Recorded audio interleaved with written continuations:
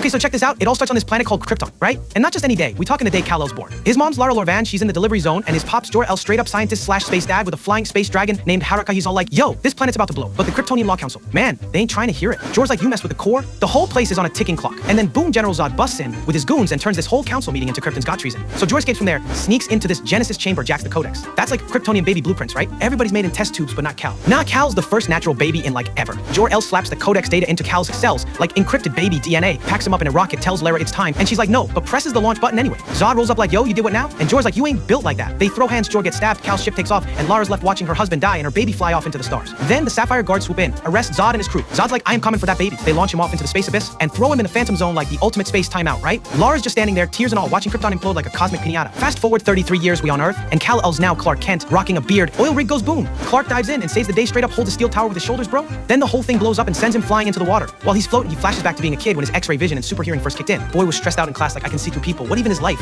Ran to the janitor closet, locked himself in, and his mom's had to be like, breathe in, breathe out. You got this. Back to the present. Clark's hitchhiking, stealing clothes from someone's laundry line like a polite space hobo, sees a school bus and flashes again this time to when he was 13 and pulled a whole freaking bus out to a river. That's right, just casually saved like 30 kids and got the town talking. But Pops, Jonathan Kent was like, Clark, people fear what they don't understand. Keep that cape tucked in. Later, Clark's working a bar, overhears some military dudes talking about some weird object under the ice. He's like, bet, and pieces out. Lois Lane shows up too, cause Daily Planet life, right? Clark's undercover as some quiet guy hauling luggage. At night, Clark heat visions his way into the alien spaceship they found. He inserts the command key Jor gave him, and boom, ship activates. Lois sneaks in, gets injured by a robot sentry like Bezds, and Clark saves her by heat sapping her wound shut. Then he flies that spaceship out while Lois is left on the ground like, who is this dude? So Lois Lane, she's back in Metropolis like, yo, I just saw a dude light up an alien spaceship in the Arctic like it was Tuesday. So she writes this whole exposed Pulitzer level stuff and takes it to her editor, Perry White, right? But Perry's like, hold up, Lois, we can't publish this, never gonna happen. And she's all like, bet, but leaks it anyway through this tinfoil hat blogger, Glenn Woodburn, who's out here posting headlines like alien in thermal underwear melts ice base. Meanwhile, Clark's out on Ellesmere Island and the ship he woke up from is just chilling there like a forgotten Airbnb. He pops in and who's waiting? Space dad himself, Jor-El in hologram mode like Siri with a PhD in cosmic lore. He tells Clark the whole tragic Kryptonian tea. We used to be elite, bruh, intergalactic explorers, colonizing planets, but then we got lazy, started growing babies in test tubes and lost the sauce. Clark's like, so I'm what, a science experiment? And Jor's like, nah son, you're the rebellion. First natural born Kryptonian in centuries, you got the juice and the choice. Then he gives Clark the House of El suit. Yeah, that one with the fly chest symbol that looks like an S but actually means hope. And Clark, he steps out to the ship, takes a leap of faith, stumbles like a toddler at first, then boom, he's flying. Meanwhile, Lois starts digging deeper, she's connecting dots like it's a conspiracy doc. She finds out Clark's been low-key helping people all his life. She talks to grown-up Pete Ross, even shows up at the Kent farm like, yo,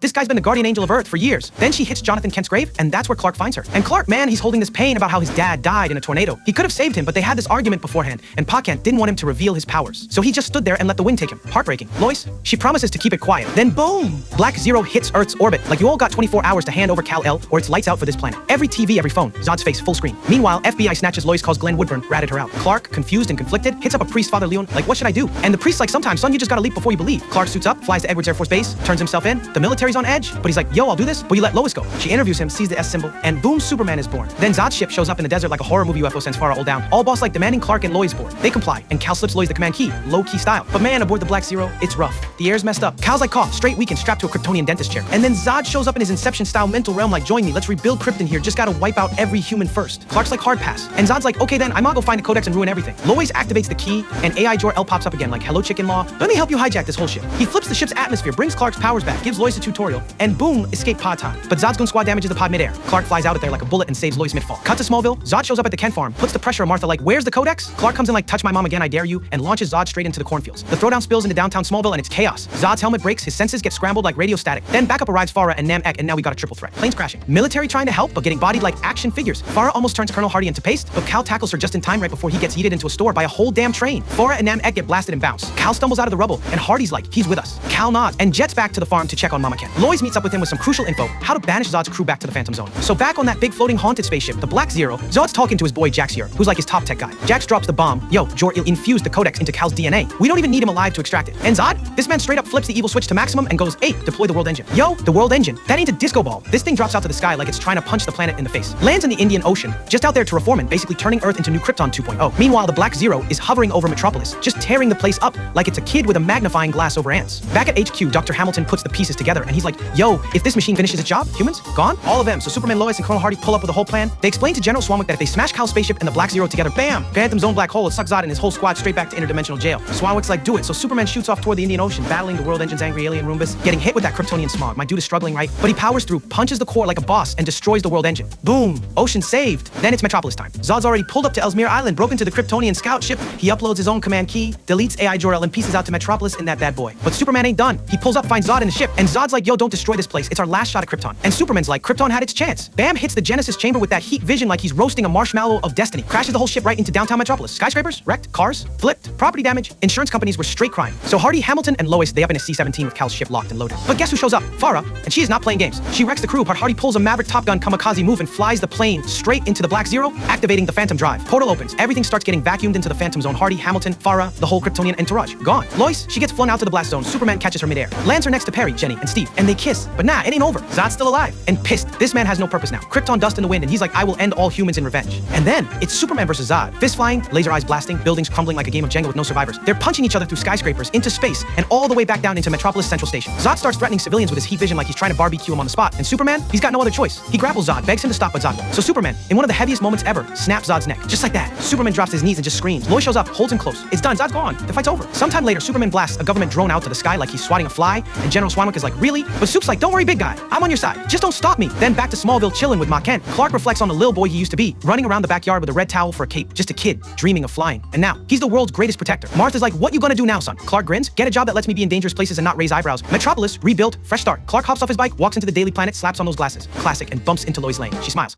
Wow, so that's it, but don't ghost me, okay? So now's the time, like the video, subscribe to the channel. And you have subscribed, right? Right?